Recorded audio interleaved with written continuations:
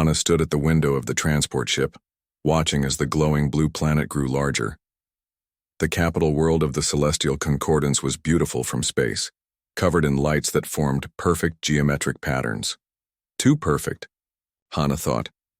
First time to the capital? Asked the ship attendant, a tall alien with skin that changed colors as it moved. Yes, Hana said. She tucked a strand of black hair behind her ear. I'm here for the grand exhibition. The alien's skin flickered yellow, a sign of surprise. A human performer? How unusual. Hana was used to this reaction. In the vast galaxy, humans were newcomers. The older alien races saw Earth people as simple and emotional, almost like children. Most aliens had evolved past emotions long ago. They prided themselves on being logical and calm. Humans were only allowed in the concordance, the union of thousands of alien worlds, because they were entertaining. Humans could sing, dance, and act with passion that the aliens found fascinating. It was like watching exotic animals perform tricks. But Hana wasn't here to sing or dance. She was a comedian, and that made her even stranger to the aliens. The grand exhibition hall was enormous. Its ceiling was so high that clouds formed near the top.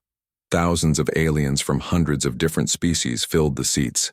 They sat in perfect rows, organized by their planet of origin and their rank in society. Backstage, Hana checked her translation device one last time. The small silver disc attached to her collar would make sure every alien could understand her words in their own language. She had spent months programming it with jokes that would work across species. You are performer number 4721, said a robot attendant. Your time slot is in 6 minutes. The committee reminds you that displays of excessive emotion are discouraged. Hana smiled. That might be a problem. My whole act is about emotion. The robot didn't understand the joke. It simply handed her a badge and moved on to the next performer. A group of tall, thin aliens with blue skin walked past, carrying strange instruments. They looked at Hana with their large, unblinking eyes. A human? One whispered. How did it qualify for the grand exhibition? I hear they let in a few lesser species each year, for diversity, another replied. Hana pretended not to hear them. She was used to this too. In the 3 years since humans had joined the concordance, they had been treated as curiosities at best and pests at worst. The advanced species believed humans were too young, too emotional, and too unpredictable to be taken seriously. That was exactly what Hana was counting on. Performer 4721. Hana of Earth, human comedian, announced the automated voice. Hana walked onto the giant stage. In the audience, thousands of aliens stared at her. Most looked bored already. A few were whispering to each other, probably wondering why a human was allowed to perform. Hello, distinguished members of the Celestial Concordance. Hana began. I'm from Earth. You might know us as the planet that only discovered space travel a few hundred years ago, while the rest of you were already building empires across the stars. The audience was silent. No reaction. We're the emotional ones, Hana continued. The ones who still laugh and cry and get angry. The ones who are still so primitive. A few aliens nodded, agreeing with this assessment of humans. But I've been traveling around the concordance for the past year, and I've noticed some funny things about your perfect society. She paused.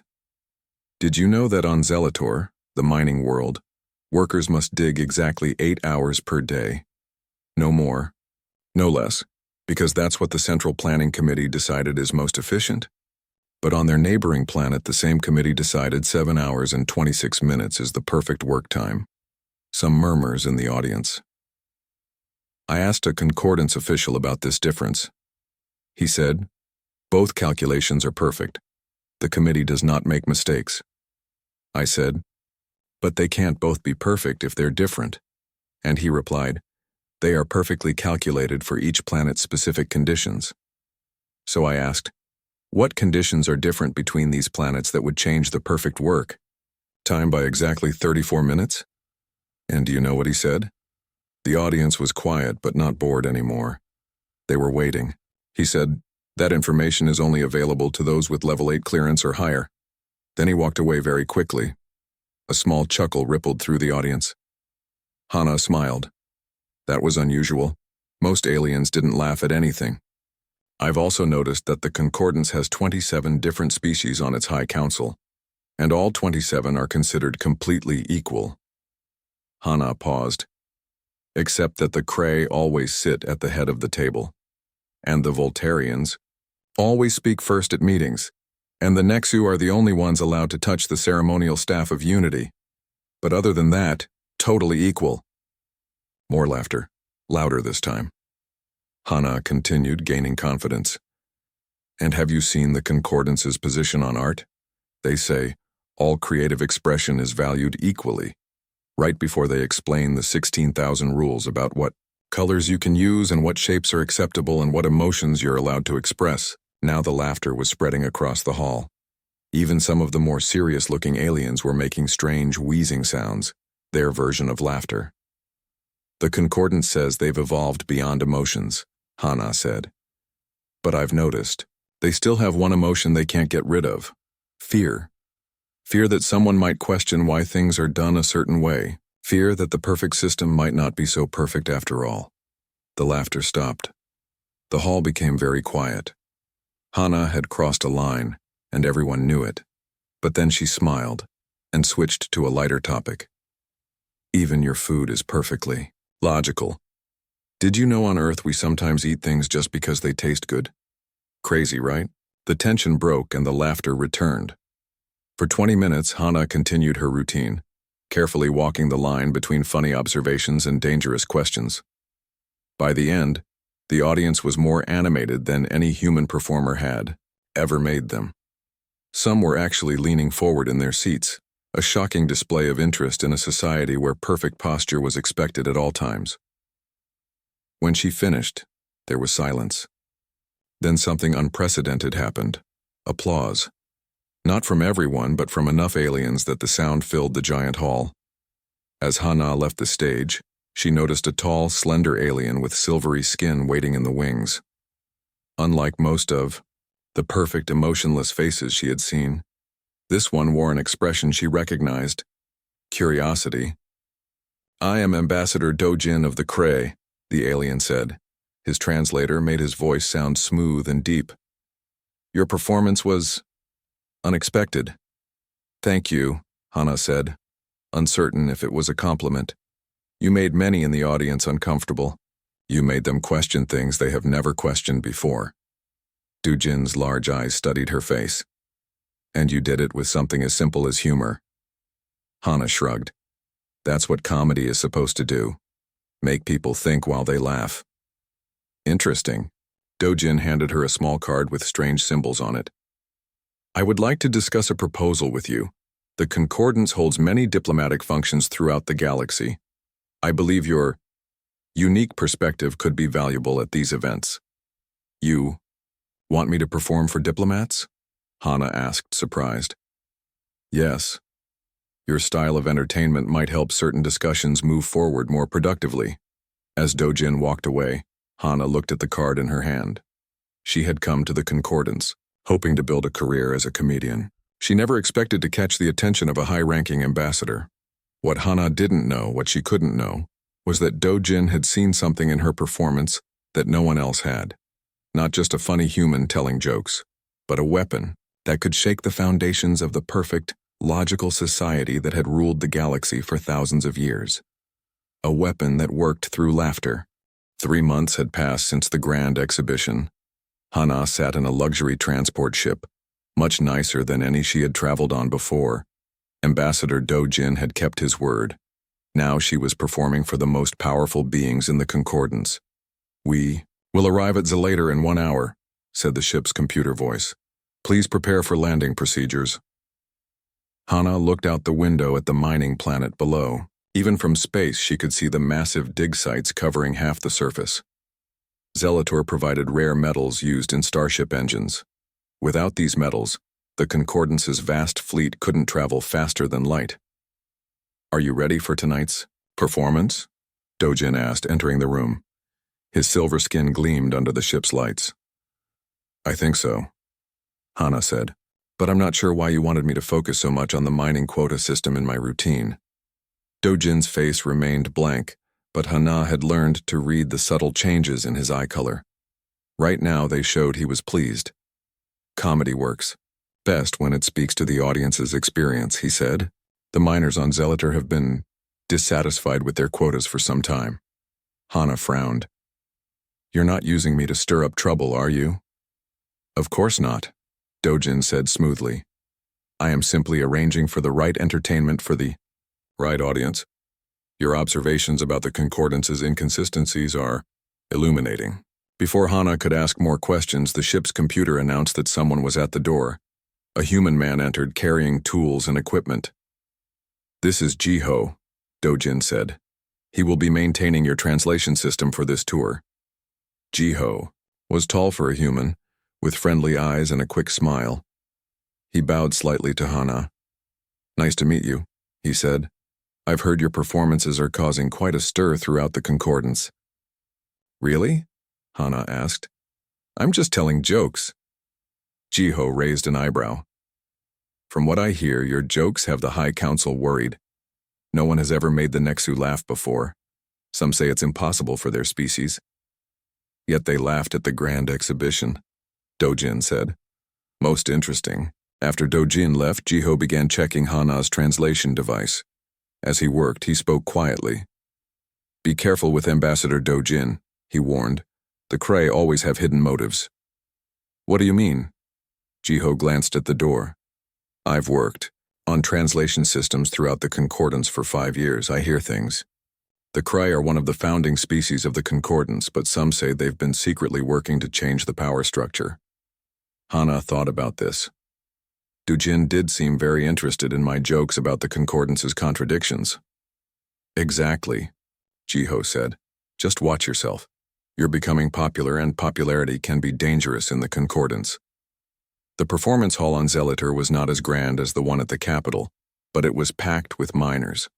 Their skin was gray from the metal dust that filled the planet's air. They sat stiffly in their seats, tired from long shifts in the mines.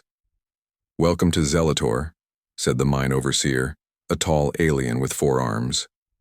We are honored to host such distinguished entertainment.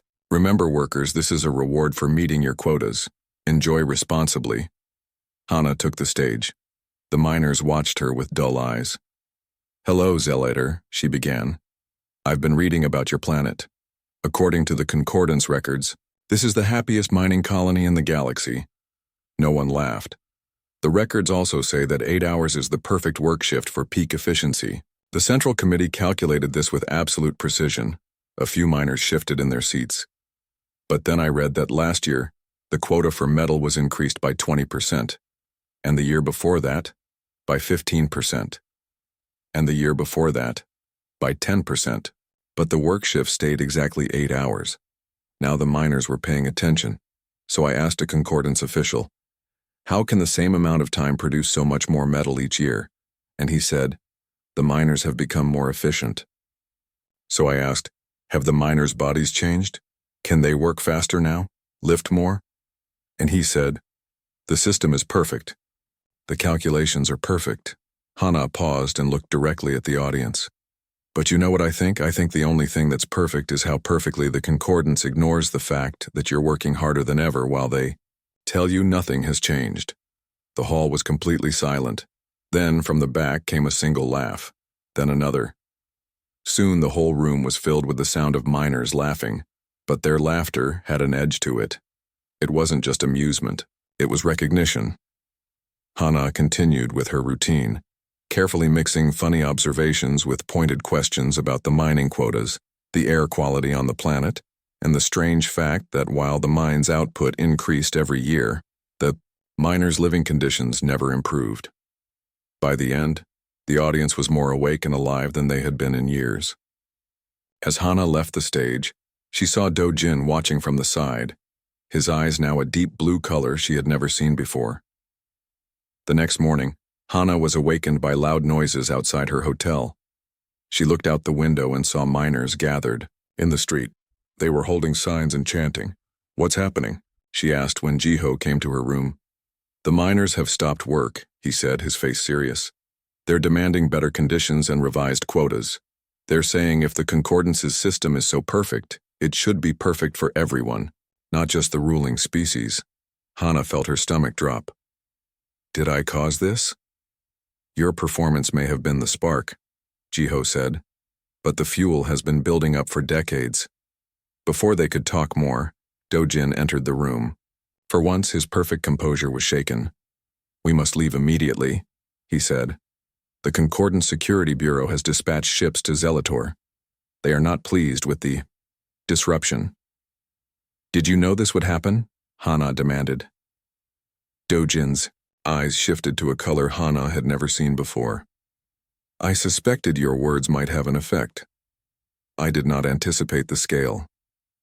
As they hurried to the ship, Hana could see more miners joining the protest. Their voices grew louder, more confident. Some were even laughing as they shouted their demands. On the ship, Hana confronted Dojin. "You used me," she said. "You wanted me to start this." "I merely arranged for your voice to be heard by those who needed to hear it," Dojin replied. "The truth was already there. You simply found a way to make it impossible to ignore." "And now what?" Hana asked. "The Concordance will punish these miners." "Perhaps," Dojin said. "Or perhaps the miners will remind the Concordance that even a perfect system must serve all its people, not just those at the top." Jiho joined them, his face grim. "The news is spreading to other mining worlds. Protests are starting on 3 other planets already." Dojin's eyes brightened. "Excellent. Excellent," Hana repeated. "People could get hurt. Change always carries risk," Dojin said. "But consider this. For 1,000 years these miners have accepted their fate without question. After 1 hour of your comedy they found the courage to demand better. That is not destruction, Hana. That is hope." As their ship left Zelator's atmosphere, Hana watched the planet grow smaller. What had she started? And more importantly, could she stop it if she wanted to? The answer came when Dojin showed her the schedule for her next performances, all on worlds with simmering tensions against the Concordance.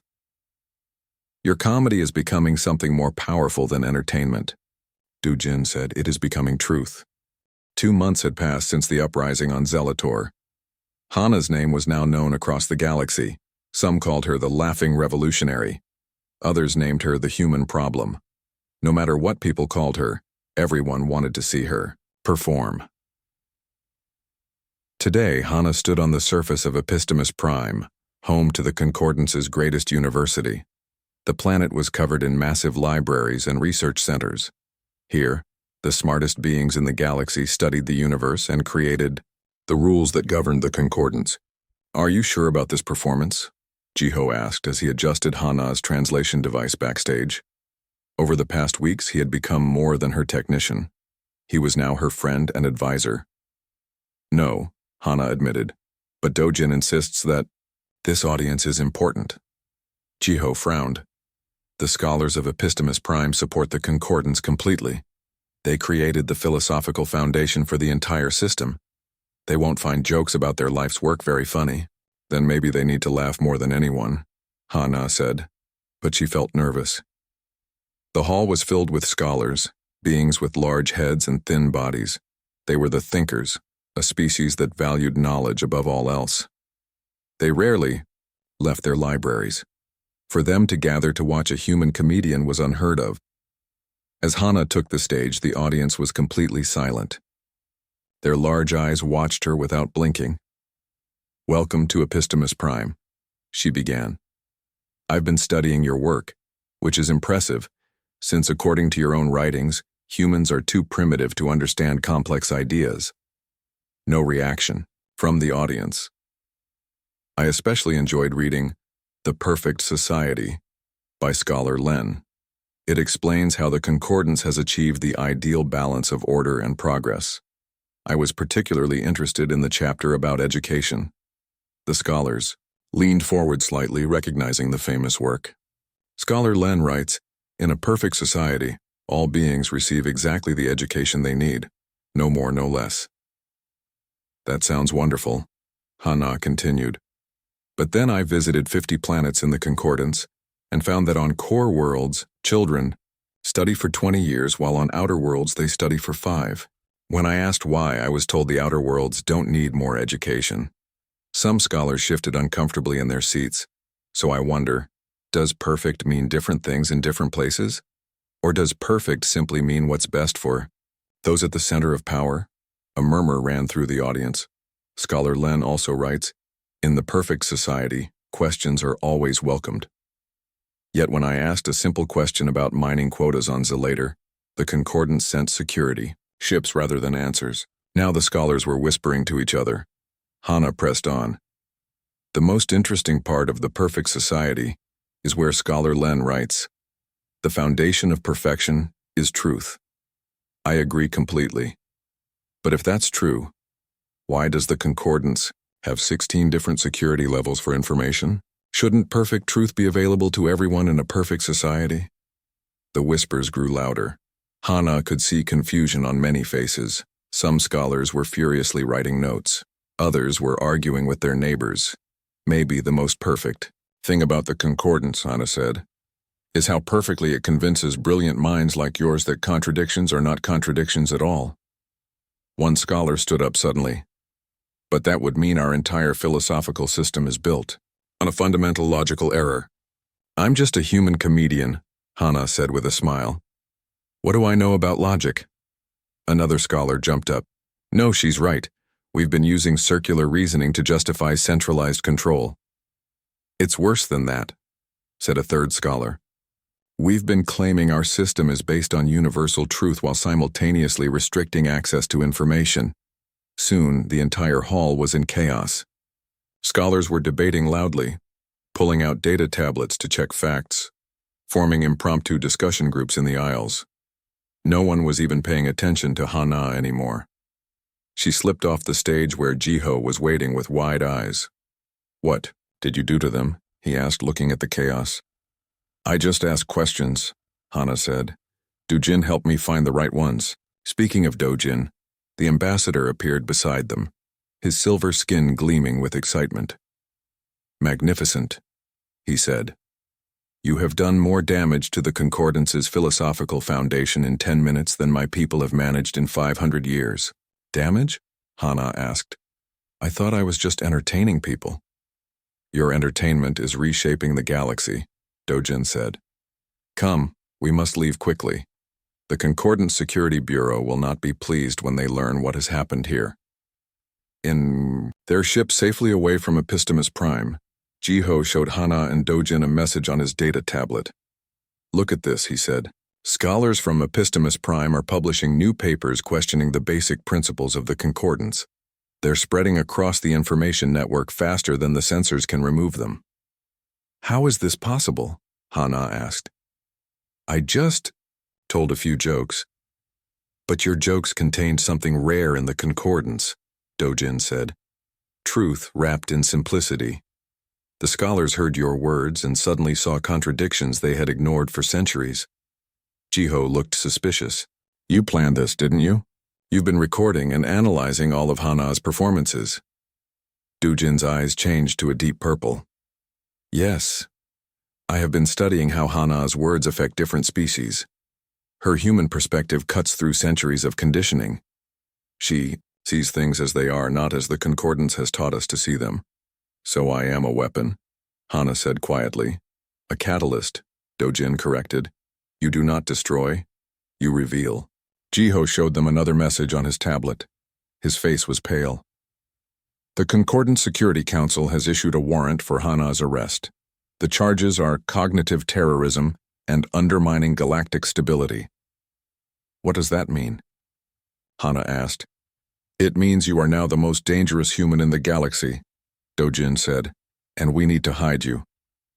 3 days later, their ship landed on a small, forgotten moon at the edge of Concordance space. The surface was barren, except for a cluster of simple buildings half buried in the ground. Inside the largest building, Hana and Jiho were surprised to find dozens of beings from many different species. They worked at computer stations, monitoring communications across the galaxy. "Welcome to the headquarters of the Discordants," Dojin said. "The what?" Hana asked. "We are those who see the flaws in the concordance and work to create a better future," said a new voice. They turned to see a small being with iridescent skin and large eyes. Despite her alien features, she had a warmth about her that most concordance officials lacked. "I am Sunmi," she said, "leader of the Discordants." "What species are you?" Jiho asked. "I've worked with translation systems for many races, but I've never seen anyone like you." Sunmi smiled. "I am many species and none. Some of us have hidden our true nature for centuries, watching as the concordance grew from a helpful alliance into something that controls rather than serves." She led them to a large room with screens showing news from across the galaxy. "Look," Sunmi said, pointing to the screens. "Your performances have started something remarkable, Hana."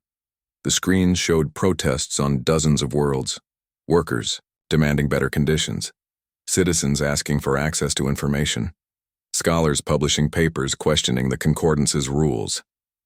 "This is all because of me?" Hana asked, feeling both proud and frightened. "Your comedy broke through mental barriers the concordance has built for centuries," Sunmi explained. "Most species in the galaxy are subtly controlled through information manipulation and social conditioning. But humans are new to the galactic stage. Your minds work differently. You still question, you still feel deeply, you still laugh at absurdity." "And that makes us dangerous," Jiho said. "That makes you powerful," Sunmi corrected. "Hana, when you point out contradictions and make people laugh at them, you temporarily free their minds from control. And once freed, they begin to think for themselves again." Hana looked at the screens showing change spreading across the galaxy. "So what happens now?" "Now," Dojin said, "we prepare for the final act. The concordance is meeting for its millennial celebration in 1 month. Every important leader will be there. The entire galaxy will be watching." "And you want me to perform?" Hana asked. "We want you to break the biggest kingdom of all," Sunmi said, "with the most powerful weapon in the universe, truth wrapped in laughter." For 3 weeks, Hana trained with the Discordants. Their hidden base on the Forgotten Moon became her home. Each day she learned more about the concordance's true nature and how her comedy could break its hold on people's minds.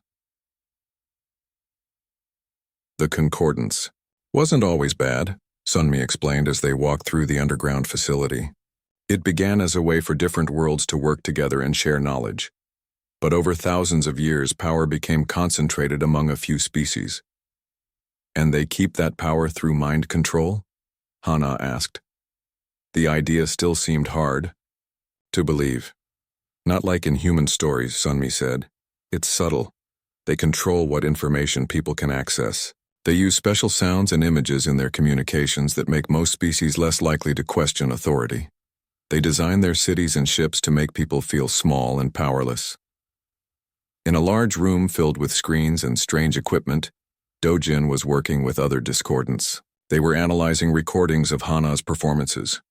"Look here," Dojin said, pointing to a screen showing brain scans. "When Hana makes a joke about contradictions in the concordance rules, it creates a pattern of thought that disrupts the control frequencies. For a few minutes, the listener's mind is free. And once they start thinking freely, they can't stop," Jiho added. He had been helping the Discordants study the technical aspects of Hana's translation device. Hana watched as they replayed her performances, measuring their effects on different species. It was strange to see her simple comedy treated like a scientific experiment. "The problem," Sunmi said, "is that the effect is temporary. Most beings return to their conditioned state after a few hours. We need something stronger, something that will break the control permanently." "That's where this comes in," Dojin said, showing Hana a small silver device. "We've modified your translation system. Now it will amplify the disruptive aspects of your performance. If you use this during the Millennial Celebration broadcast, the effect will be powerful enough to permanently free billions of minds." Hana picked up the device. It looked like her regular translator but felt heavier. "What happens after?" she asked. If everyone suddenly wakes up from this control, won't there be chaos? Sunmi's expression grew serious. Yes. There will be confusion, anger, perhaps even conflict, but there will also be freedom. Real freedom, not the illusion of it that the concordance provides. Hana wasn't sure. She had seen what happened on Zelator when just a few hundred miners woke up. What would happen when billions did? Later that night, she found Jiho working alone on the translation device. "Do you think this is right?" she asked him. "What if we make things worse?" Jiho put down his tools. "I've been asking myself the same question. But then I remember how I felt when I first came to work for the Concordance. I was excited to help build connections between different species. But over time, I realized those connections all led back to the same few worlds that held all the power." He picked up the modified translator. "This device could change everything. Yes, it's scary, but sometimes you need to break things to fix them." "I'm just a comedian," Hana said. "I didn't come to the Concordance to start a revolution." "Maybe. That's exactly why it has to be you," Jiho replied. "Someone who sees the absurdity in what everyone else accepts as normal." The next day, while Hana was practicing her routine for the big event, alarms suddenly blared throughout the base. "Concordance ships approaching," someone shouted. "They found us." The discordants rushed to their stations. Hana and Jiho followed Sunmi to the control room. "How did they find this place?" Sunmi demanded. "Unknown," Dojin replied, checking. "The scanners. But they have 5 warships. They will be within firing range in 20 minutes. "We need to evacuate," Sunmi ordered. "Get everyone to the escape ships and protect Hana at all costs. She is our only hope now." As the discordants rushed to prepare for escape, Hana felt a hand on her arm. It was Dojin. "You must take this," he said, giving her the modified translation device. "If we are separated, you must still find a way to broadcast your performance during the millennial celebration." "But I don't know how to do that alone," Hana protested. "Jiho will help you," Dojin said. "He knows the technical aspects." Before Hana could ask more questions, the base shook violently. A distant explosion echoed through the corridors. "They're firing already," someone shouted. "They're not trying to capture us, they want to destroy the base." "This way," Sunmi called, leading Hana and Jiho toward a small hangar with several ships. These vessels have stealth technology. They can slip past the Concordance blockade. As they ran, another explosion rocked the base. Part of the ceiling collapsed behind them, cutting off their path back. "Keep moving," Sunmi urged. They reached the hangar where discordants were boarding ships. One by one, the small vessels took off, slipping out through a hidden exit in the moon's surface. "You two take that one," Sunmi said, pointing to a small ship. "It's programmed with coordinates for a safe location. More discordants will meet you there." "Aren't you coming with us?" Hana asked. "I need to make sure everyone escapes," Sunmi replied. "Now go." Hana and Jiho boarded the ship. As Jiho prepared for takeoff, Hana looked out the viewport. The Mita base was crumbling around them. Discordants were still running to ships. Some wouldn't make it. "Wait," Hana said, seeing Dojin standing near the hangar entrance. "He wasn't boarding a ship. Instead, he was working on a control panel." "What is he doing?" Jiho asked. "I think he's keeping the doors open so others can escape," Hana said. The ship lifted off. As they flew toward the exit, Hana saw Concordance soldiers entering the hangar. They aimed their weapons at Dojin. "Dojin!" Hana shouted, but it was too late. The soldiers fired. Dojin fell, but not before pressing one final button on the panel. The hangar doors remained open, allowing the last ships to escape. Their ship shot out from the moon's surface just as another explosion tore through the base behind them. Hana watched in horror as the entire structure collapsed. "Sunmi." "Dojin," she whispered. "They knew the risks," Jiho said, his voice tight with emotion. "They believed in what you could do." As their ship accelerated away from the moon, Hana looked at the modified translator in her hands. People had died to protect her, and this device. The weight of their sacrifice felt crushing. "Now what?" she asked. "Now we do what they wanted us to do." Jiho said. "We find a way to get you on that broadcast." "But how?" "The Concordance is hunting us. Every security system in the galaxy will be looking for me." Jiho pulled up a map on the ship's computer. "The Millennial Celebration is happening on the Central Concordance world in 5 days. The broadcast will reach every planet, moon, and space station in the galaxy. We need to get you to one of these locations." He pointed to several spots on the map. "These are broadcast relay stations. If we can get into one, we can hijack the signal and insert your performance." Hana looked at the map, then at the translator, then at the empty space where the Discordance base had been. "Dojin and Sunmi died so I could do this," she said. "I can't let them down." "You won't," Jiho said. "Your comedy broke my conditioning the first time I heard it. I didn't even know I was being controlled until I laughed at one of your jokes and suddenly saw the world differently." He set the ship's course for a distant star system. "That's your real power, Hana. You make people see truth, and the truth, once seen, can't be unseen." The central world of the Concordance was beautiful but cold. Massive white buildings reached into the sky. Perfect streets formed exact geometric patterns. Everything was clean, ordered, and without flaw, at least on the surface. Hana and Jiho had arrived 3 days ago, hidden aboard a cargo ship. Now they were disguised as maintenance workers, their faces altered with special makeup to fool the security scanners. "There it is," Jiho whispered, pointing to a tall tower in the distance. "The main broadcast hub. During the Millennial Celebration tomorrow, every communication system in the galaxy will connect to that building." They stood in a service tunnel that ran beneath the city. Their plan was simple but dangerous. The Discordants who had escaped the moon base had sent them information about a maintenance entrance to the broadcast hub. If they could reach it, Jiho could hack into the system and give Hana a few precious minutes on the Galactic feed.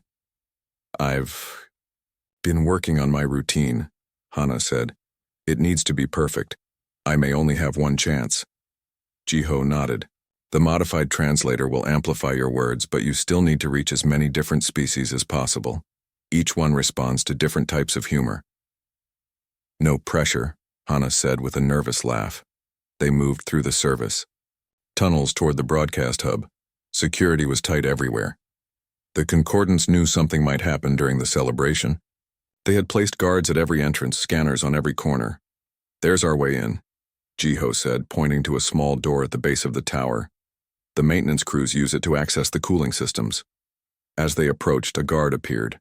Hana felt her heart beat faster. Jiho calmly held up a fake work order on his datapad. "Cooling system check," he said. "Orders from Central Maintenance."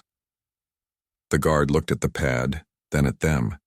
For a moment, Hana thought they had been discovered. Then the guard nodded and stepped aside. "Work fast," the guard said. "The system needs to be perfect for tomorrow's broadcast." Inside, they found themselves in a maze of pipes and machinery. Jiho led the way, following directions sent by the surviving Discordants. "This way," he whispered. "The broadcast control room should be 3 levels up." They climbed through service shafts and narrow corridors, avoiding the main hallways where security would be heaviest. Finally, they reached a small room filled with blinking equipment. "This is a backup control node," Jiho explained. "If the main system fails during the broadcast, this room takes over automatically." He began working on the computers while Hana kept watch at the door. She could hear distant sounds of preparation for tomorrow's celebration. The biggest event in the Concordance's 1,000-year history. "Got it," Jiho said after an hour of work. "I've created a hidden program. When I activate it tomorrow, it will make the system think the main broadcast room has failed. Everything will switch to this room for exactly 10 minutes. 10 minutes to change the galaxy," Hana said softly. They hid in the room's maintenance closet, planning to stay there until the celebration began. As they waited, Hana thought about her journey. From a simple comedian trying to make aliens laugh to the galaxy's most wanted revolutionary. It seemed impossible. "Are you scared?" Jiho asked in the darkness. "Terrified," Hana admitted. "What if this doesn't work? What if it works too well and causes chaos? What if—" Jiho took her hand. "Whatever happens, you've already changed things. You made people question what they never questioned before. You made them laugh at their own chains. Hana squeezed his hand. Thank you for everything. Just promise me one thing, Jiho said. When this is over, when the galaxy is free, let's find a quiet planet somewhere and just live normal lives. No more revolutions. Deal, Hana said, smiling in the darkness. The day of the millennial celebration arrived. From their hiding place, Hana and Jiho could hear the main broadcast begin. The Supreme Chancellor of the Concordance welcomed the trillions of beings watching across the galaxy. Music played. Important officials gave speeches about the glory and perfection of the Concordance's 1,000-year rule. Almost time, Jiho whispered, checking his datapad. The Chancellor will speak for exactly 30 more minutes, then the ceremonial remembrance begins. That's when I'll switch the broadcast. Hana checked her modified translator one last time. She had practiced her routine until every word was perfect, carefully crafted to reach as many different species as possible, to break through the mental conditioning that kept the galaxy under control. Ready? Jiho asked as the Chancellor's speech neared its end. Hana took a deep breath. Ready. Jiho pressed a button on his datapad. For a moment, nothing happened. Then the equipment in the room hummed to life. Screens lit up showing the active broadcast signal. It worked, Jiho said. The system thinks the main feed failed. You're on in 10 seconds. Hana stepped in front of the camera. A small light turned green, indicating she was now broadcasting to the entire galaxy. Hello? She began, her voice calm despite her racing heart. You don't know me, but I'm Hana from Earth. I'm not supposed to be here. In fact, the Concordance has labeled me a terrorist because I tell jokes that make people laugh at things they're not supposed to laugh at. She smiled at the camera. Like how the Concordance says all species are equal, but some species have never had a representative on the High Council in 1,000 years. Or how the Concordance says information is free, but keeps most of it locked behind security clearances. She spoke. The modified translator amplified her words, sending special frequencies that disrupted the Concordance's subtle mind control. Across the galaxy, beings who had lived their entire lives accepting the system suddenly found themselves questioning everything. The perfect society, Hana continued, doesn't need to control what people think. It doesn't need to hide information. It doesn't need to tell some worlds they deserve less than others. She heard noises outside the door. Security had discovered the hijacked broadcast. I don't have much time, she said, speaking faster now. But I want to tell you a simple truth that the Concordance has hidden for 1,000 years. You are free to think. You are free to question. You are free to laugh at the absurd rules that keep some on top and others at the bottom. The door burst open. Guards rushed in. Jiho, run! Hana shouted as guards grabbed her arms. But Jiho didn't run. Instead, he blocked the guards from reaching the broadcast equipment, giving Hana a few more precious seconds. One last joke, Hana said as a guard reached for the camera. What do you call a perfect system that needs to control what people think to stay perfect? A perfect failure. The broadcast cut off as the guards dragged Hana and Jiho away. But it was too late. Her words, amplified by the modified translator, had reached every corner of the galaxy. In a prison cell deep beneath the central Concordance world, Hana sat alone. She had no idea what had happened after her broadcast. Had it worked? Or had she failed? The cell door opened. Hana expected guards or an interrogator. Instead, she saw Sunmi. You're alive. Hana gasped, jumping to her feet. Sunmi smiled. Many of us survived the attack on our base, and now, thanks to you, many more have joined us. Did it work? Hana asked anxiously. My broadcast? See for yourself, Sunmi said, holding up a datapad. The screen showed images from across the galaxy. On planet after planet, people were in the streets, not rioting, but talking, questioning, organizing. The perfect order of the Concordance was giving way to something messier but more real. What about Jiho? Hana asked. Is he okay? He's waiting for you, Sunmi said. We're breaking you both out. The concordance is falling apart. The control systems are down.